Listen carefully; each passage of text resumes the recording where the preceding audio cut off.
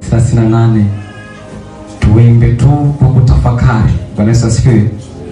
Tenzi na 38. Twendeni kwa Yesu. Twende kwa Yesu. Wapendwa, twendeni kwa Baba yangu. Twende kwa Yesu, mimi nawe. Njia twende tuijue. Imochuoni, imochuoni. Haleluya. Hapa sema njoo.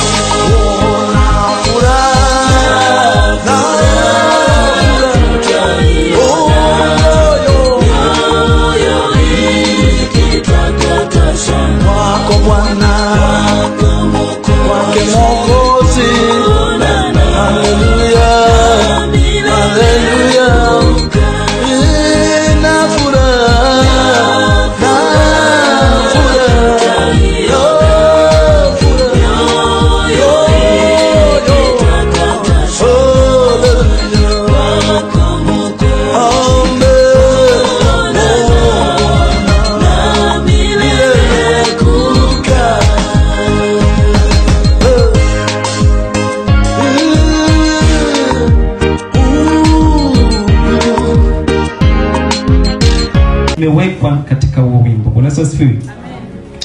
Kuna mambo makubwa ambayo tunaweza tukaona pita tu kwa melody na kucheza, lakini ukiyazingatia kuna vitu vingi viko hapo. Kwa hiyo ukisema kwamba tunaimba, hatuimbi kwa sababu ni wimbo mzuri, tunaupenda, lakini mbingu zikisema tuimbe, tutafanya hivyo. Tunapaswa kuimba, kuna kitu ndani yake. Bwana Yesu asifiwe. Amen. Basi Mungu akubariki na ujumbe wetu wa leo unasema usifadhaike, njoo kwa Yesu. Bwana Yesu asifiwe. Amen. Usifadhaike, njoo kwa Yesu. Nini maana ya kufadhaika?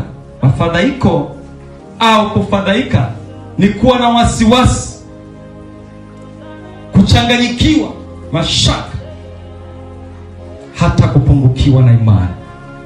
Bwana Yesu asifiwe. Leo hii Yesu anapotuletea ujumbe huu na kusema kwamba usifadhaike, njoo kwa Yesu,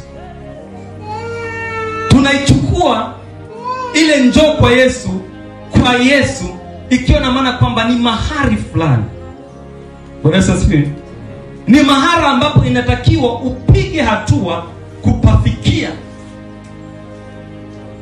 Si sehemu ya kuketi na kuambiwa kwamba nimefika hapa nilipo ndio nimefika. Ni kwamba ni kama mahali fulani ambako unatakiwa uchukue hatua kufika hapo. Huyu anahitaji majibu ya haraka katika mambo yaliyo makubwa kushinda fahamu zake. Anapohitaji majibu na kuketi na kuangalia, akiweka 1, 2, 3 anaona haikai, mafadhaiko yanaanza kuingia. Kuna mambo ambayo labda ulitegemea daktari atakupa majibu, mtu fulani atakupa, lakini sasa yale majibu unafika hatua huyapati. Unapoyakosa yale majibu kwa wakati ambao ulikuwa unahitaji, lazima moyo wako uanze kufadhaika, wasiwasi, kuchanganyikiwa, kupungukiwa hata kiimani. Yote anaanza kumkuta mtu ambaye amepata mafadhaiko. Bwana Yesu asifiwe. Sababu nyingine ni kukosa tumaini. Mtu akiwa hana tumaini, manake hajui kesho.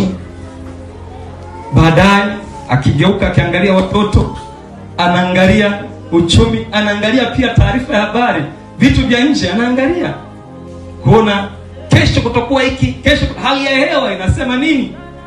Una mpango, una mahindi yako, una mpango.